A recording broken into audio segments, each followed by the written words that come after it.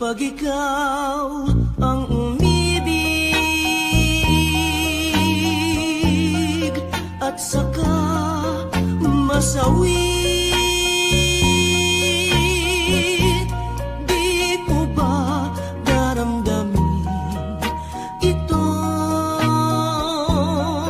tulad ng pagdaramdam ko sa'yo?